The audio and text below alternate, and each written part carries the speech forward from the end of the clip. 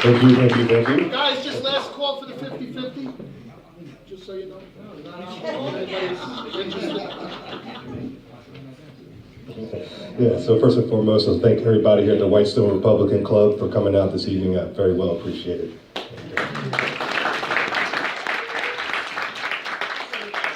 And I want to thank Vicky Paladino as well for, getting me out here to don't do me too many public speaking events, so forgive the index cards, so to make sure I get everything out. But where do I begin? Well, I was born on a military base in Hinesville, Georgia. A little backstory to a retired Army Major father, Russell Lee Wright, and my mother, Deborah K. Wright, as well.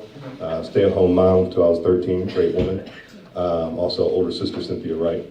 My childhood started off, we moved around a lot, being military brats. So we were in Alabama, Kentucky, Mississippi. I don't remember none of it, of course. I was not that age to remember stuff. But then we moved to Europe in 1986.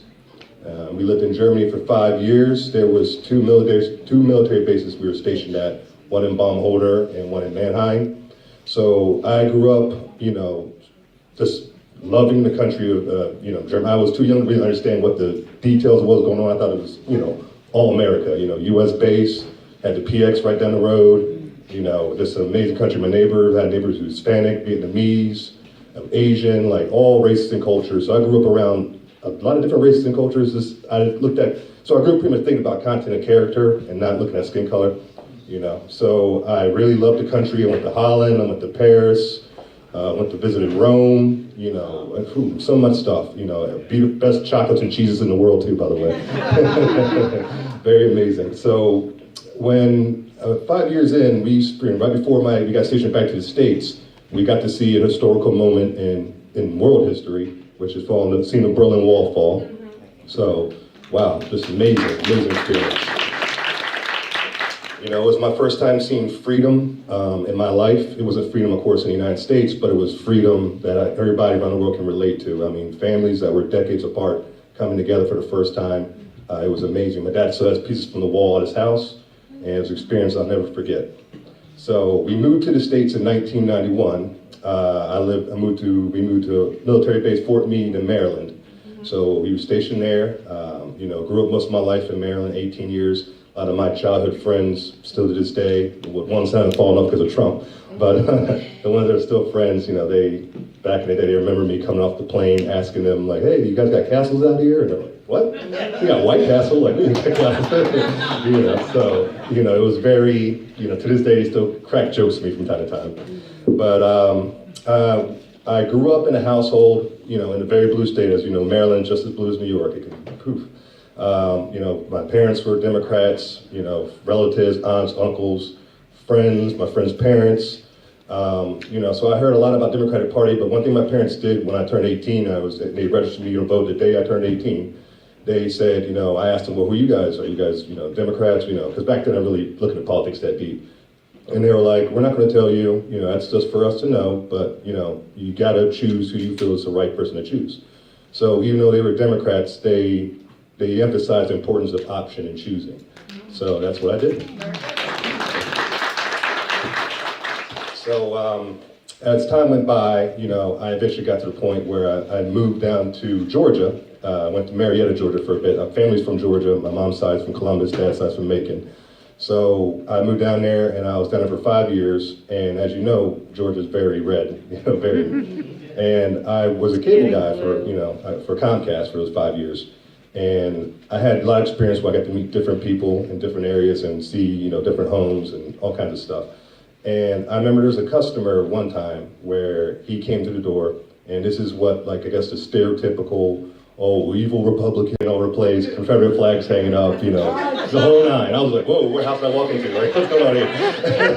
And I was just thinking, okay, the faster I can get this job done, the faster I can get the heck out of here, I can just move on. So, I started working. The guy had a bad TV with his box, and I went to check his signal, and he had bad signal. And the signal was going throughout this whole house. He had weak signal, so he needed a whole new line, what we call a drop, to the house.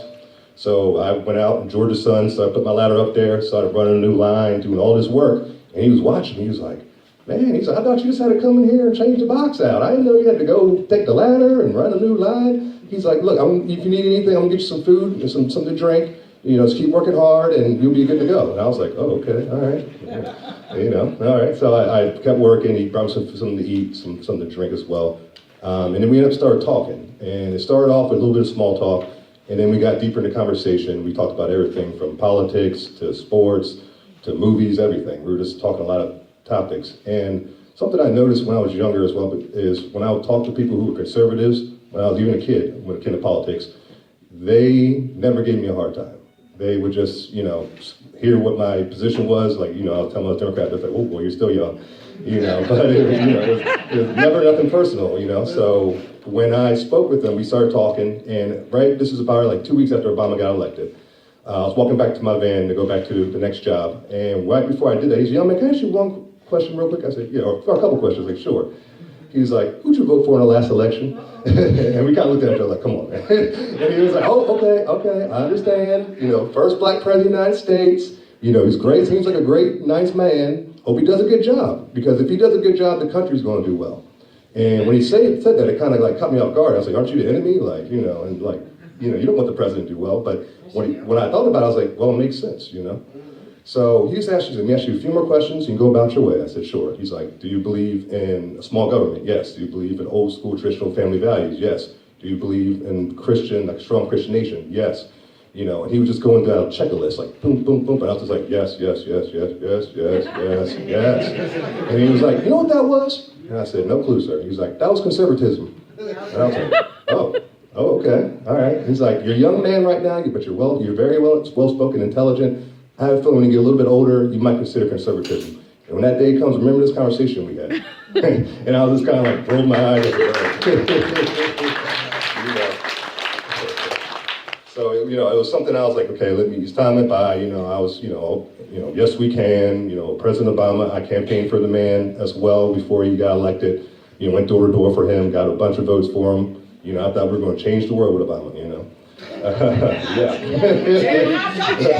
Here comes reality. Boom. Here's a Trump thing. But, so as time went by, I kind of saw Obama wasn't the man he's kind of said he was. He was, all these promises he made, he wasn't keeping up with them. The whole, you didn't keep your doctor when it came to health insurance thing, that would happen. And I saw a lot of friends and family members who didn't keep their doctor, So I was like, wow, okay. So I just saw things, I was like, he's articulate, but he doesn't always tell the truth.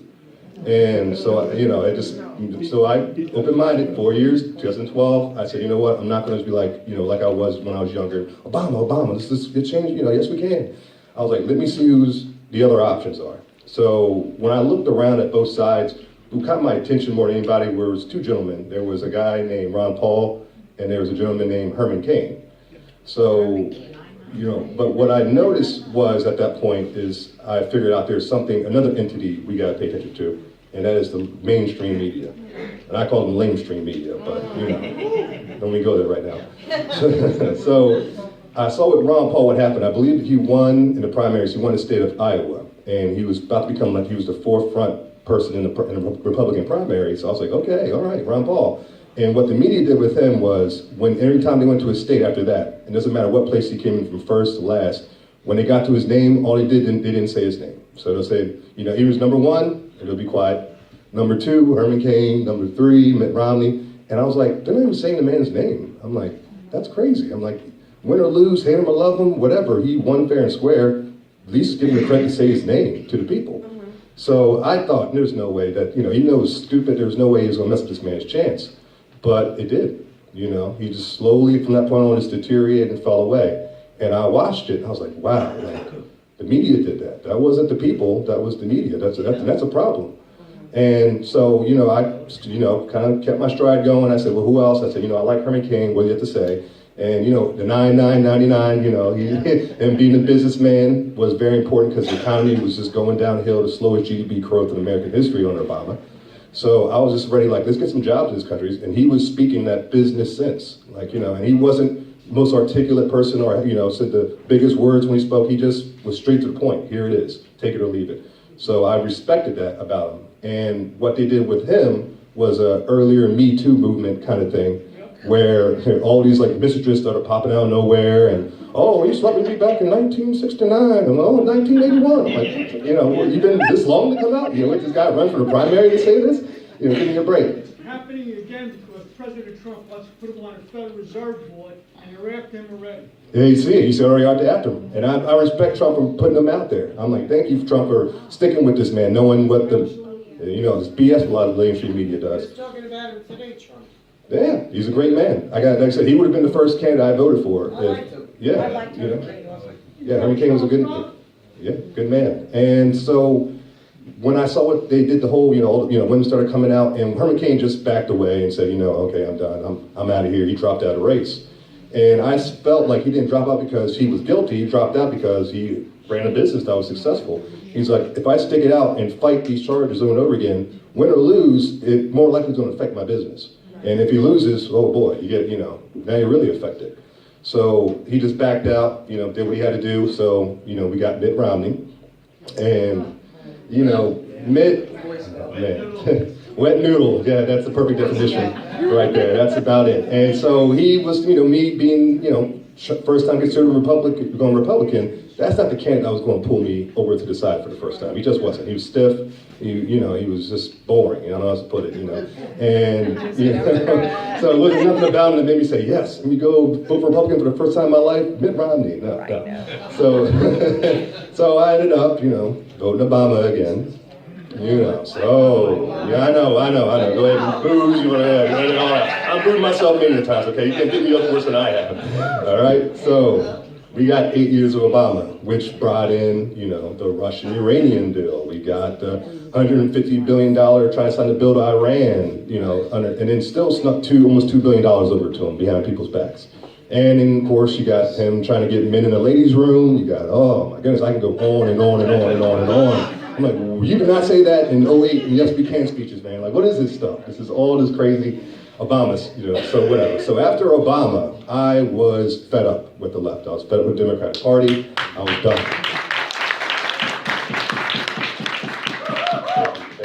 And the 2016 election came, and the candidate that caught my attention, quick, fast, a heartbeat. As soon as he said his name, I was like, boom, I'm gone. Dr. Ben Carson. Yes, great man. I grew up, brain surgeon, learned a lot about Dr. Ben Carson when I was younger. My father, he's Seventh-day Adventist like Dr. Ben Carson. He's pastor now. He met him 3 times when I was younger. He gave me the book, his biography, Gifted Hands, which was an amazing book. And he gave me that book at like the comic age range, where it was like comic books only, So I was like, Dad, what is this? And he was like, but he was trying to show me you can be a young black man in this country and be successful. You don't have to be a rapper. You don't have to be an actor. You don't have to, the stereotypical things, sports. You don't got to do that. You can be successful and just use your mind. Anywhere. Yes, anywhere. And so when I read Gifted Hands, it just like sucked me in. Like I was like, whoa, this is we can't talk about from the bottom to the top. I mean, this guy had a rough childhood. His mom couldn't even read, and but she made sure he could read. And come on, this guy's an amazing man. And almost got stabbed when he was younger. His belt buckle saved him pretty much, thank goodness. Like, the first neurosurgeon to ever separate Siamese twins from the brain in world history. So, so when they call this guy slow, it really, okay. So, but it's this great, amazing man. And I learned so much just following him and learning about him and his teachings. And so when he ran, I became Dr. Ben Carson all day long. I was, went online, went on social media, and I, told family and friends, hey, I'm going to go for Dr. Ben Carson. They were like, okay, that means you're a Republican now? Like, what? Hold on. Like, he's okay, but but the party he's with, are you nuts? So, I debated some people on the subject. I grew up in Maryland. All my childhood friends, most family were, diehard Democrats. So, I debated, but as time went by, I saw the entity come back in. That was my problem in 2012, and that was the mainstream media again. They came in, and what they did with Dr. Ben Carson was he sat down when he was younger, he sat down with administration and spoke with them and said, they were considering him to come to West Point. And he said, no, I'm not gonna go to West Point. Main reason, not because it's a bad school, it's a military college. If I graduate, I gotta spend 2 years in the military after I graduate. I'd rather go to medical school, so when I graduate, I can just go straight to being a doctor. So, you know, it's no disrespect on either side, it just made sense for both ends just to say, okay, no thank you. So that was it. He didn't say anything else, but what the media did was they went back and they looked and said, oh, well, we have no paperwork confirming that he got accepted into West Point and da-da-da-da. And it's like, he never said he got accepted to West Point. He just said he talked with people that were like administration from the school. That's it. So, but the media ran with, oh, he lied, he's a liar, he never got accepted to West Point, are you gonna trust this guy? The whole nine. So I saw Dr. Ben Carson come out on an interview and he just flipped out. Like, I've never seen this man this angry before. And he was just like, of course not cursing, but still yelling and coming straight at the media. And I was like, whoa, like, okay, calm down, Dr. Ben Carson, like, but I could tell he was very upset. But what happened was the media did his damage and the people started to listen to what the media said and his poll numbers started to decrease. And at this time, he was leading all the candidates at this time. So what happened after that was I looked, said, okay, now Dr. Ben Carson's not running, who else is there to vote for? And then there was a gentleman by the name of Donald J. Trump who stepped up to the plate, and when he stepped up, I saw what he was doing to the media, and he was ripping them apart. And I was like, whoa, man, like, how the, I didn't even know politicians needed to do this. Like, this guy, he's not a politician though.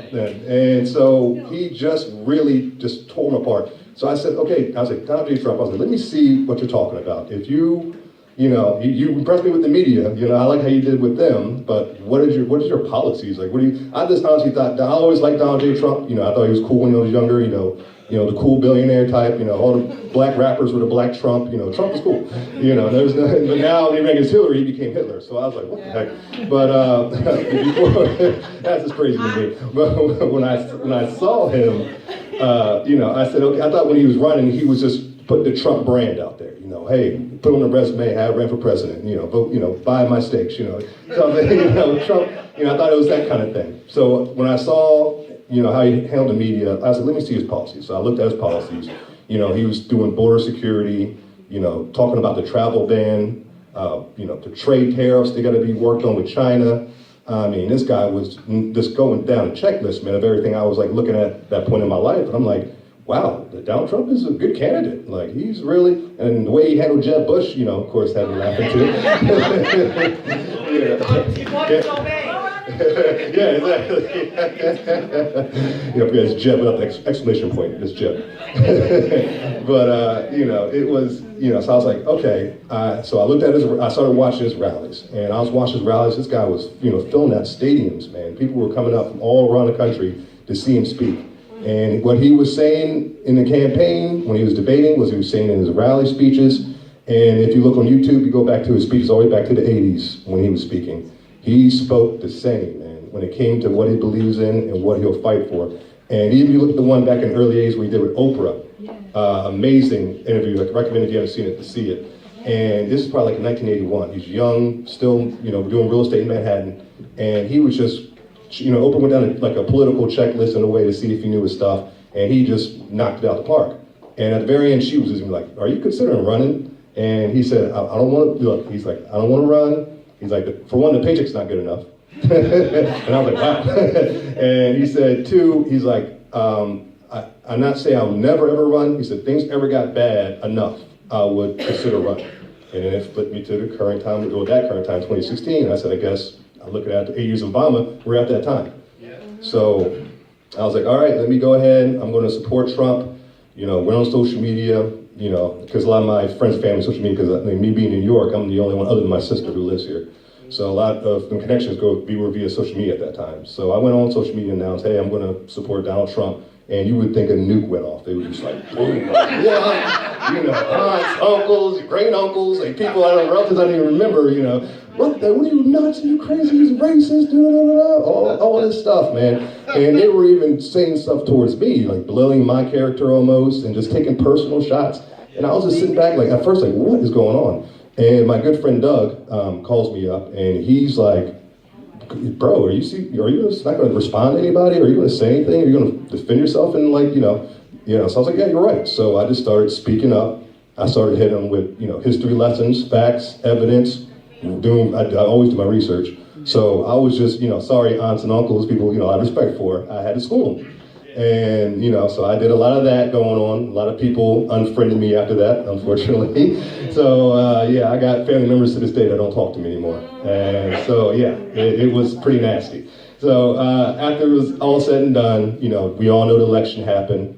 They made the, in October 2016, they made the announcement, Donald Trump would be the president of the United States. And they didn't make the announcement like 3:30 in the morning. Like they finally said it. But, I was just so happy because I knew Crooked Hillary had so much evil agenda she wanted to push as she was elected that I was like, thank God this man won. Because, oh, man, we were in World War III for sure. So, okay. Take some questions now, is that okay? Yeah, sure. All Yeah. right. Yeah, sure. Marco, you'll be here. I mean, I should be the one to do All that. right, Chris is gonna start to take some questions now because it's getting like late. And Yes, I don't want definitely, it is getting a little late. And yeah, That's okay. he's got a 2-hour ride. All right, let's go to the back there. Chris, I can't wait to see you on the 15th. I can't wait to be there. I'm looking forward to it. I just want to ask you, because, when you live in the city and you've got friends, I was a registered Democrat for a long time, but I always voted Republican. But the more you come out and say that you're Republican, the more you lose people. Yes. Could you tell the people in the room how you handled the discrimination and the lack of respect, and what do you suggest for people to do to handle that so that you can overcome and change hearts and minds? Oh, wow, good question. Very good question. Okay. I think the first thing you can do is, and it's hard to kind of say and, actually do it yourself, but just relax at first, because people, when it comes to Donald Trump, have a tendency to overreact a lot of times, And so you're going to get that just off, coming, I heard somebody say it's like, in the LGBT community, like coming out of the closet, it's like coming out conservative, It's harder. Yeah, that's it. Wow, it's harder. You heard it here first. So, when you make that announcement, you're going to get backlash immediately, more than likely, from probably people you care about, childhood friends, family members, etc. Just take your time with it and try to respond to them in the most courteous manner as possible, but of course give them the research and the facts when you do it. And let them respond as to whatever you got to say after that. But I guarantee after a certain amount of research and facts you give them, they're going to know what you're talking about. And they're going to kind of play the back burner a little bit. And after that, give them time, and I recommend maybe trying to connect with them, like as a little bit more time goes by. What I'd like you to do now, Chris, I'd like you to tell everybody what it is you're doing personally to get your message out there. How you're doing your podcast now, and your social media platform has grown tremendously. This is a heartbeat that's going to become more and more alive. I want you to tell everybody what it is that you're doing, how you're pursuing on Saturdays. You go up to Harlem, right? And you do parking. Tell everybody what it is that you're doing right now so that you get motivated. You are the voice of the new generation. Let's go. All right. Well, yeah, thank you, Vicki. I appreciate that. I'm excited. All right. Well, first thing and foremost, I started by doing a video for Brandon Strzok and the Walkaway Movement. That's where it all started. Dr. Brandon, great man, known him quite a few times. And when I did that first video and I shared it on Facebook, it went viral pretty much. I had like over 4.5 thousand shares. Like, oh my goodness, over like 500 likes, friend requests coming out of all over the place. And once I saw that growth, I immediately took that video and made a YouTube channel with that video. And that's where I started Conservative in New York, my YouTube channel. And when that started to grow, I went from just what I would do called walk and talks, where I just literally walk through New York and just talk politics. And where do they find that? And they can find that if you go to YouTube, and all you gotta do is type in conservative, IN, conservative, NY. And you can watch it on your phone. You can watch it on your phone, you can watch it, at home, on TV, whatever you're comfortable. You can watch videos. And I have over 62 videos listed there now. I've been doing it since June 25th of last year.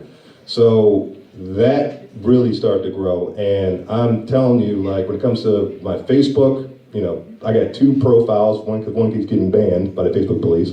That's another story. And I got Right is Right, my fan page on Facebook. That is an awesome page. Yes, right is right. And that's right, like my last name, right, W-R-I-G-H-T is R-I-G-H-T. Right is right.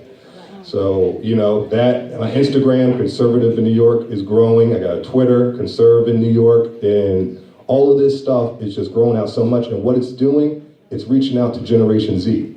And if you guys don't know exactly what generation is, that's the ages 7 and 24 years old.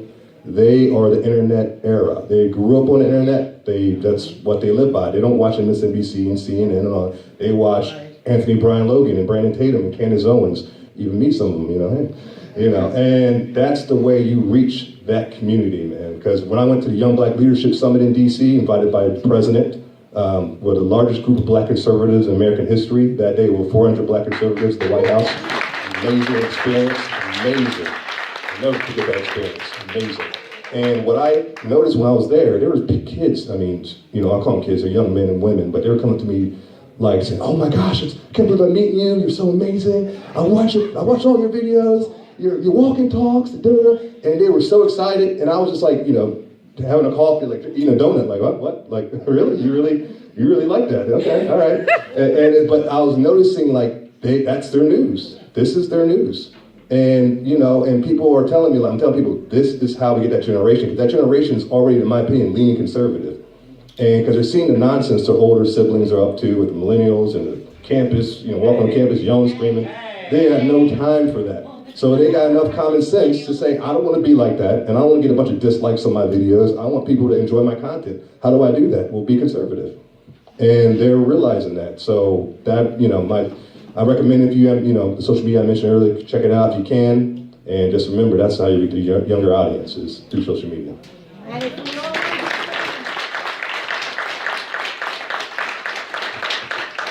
if we all understand this is the new wave of communicating to people, get it now, guys, okay? Because you got Fox News, barely.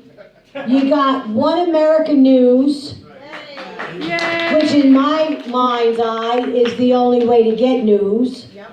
But for this entire generation that Chris is talking about, we need voters. We need voters. And where are they going? They're going to podcasts. Start to pay attention to the younger voices that you're hearing, because they carry our values. They're not wild, crazy kids. They've got our conservative blood running through their veins. This needs to be encouraged. If you have children, invite them. And podcast might not be for you, and it might not be for me, but podcast is for your kids. Introduce your children to politics. This is a young black guy, okay? We are so convinced, and the media and the Democratic Party is so convinced that we are made up of old, staunchy, white men. Yeah. Well, bullshit, we are not.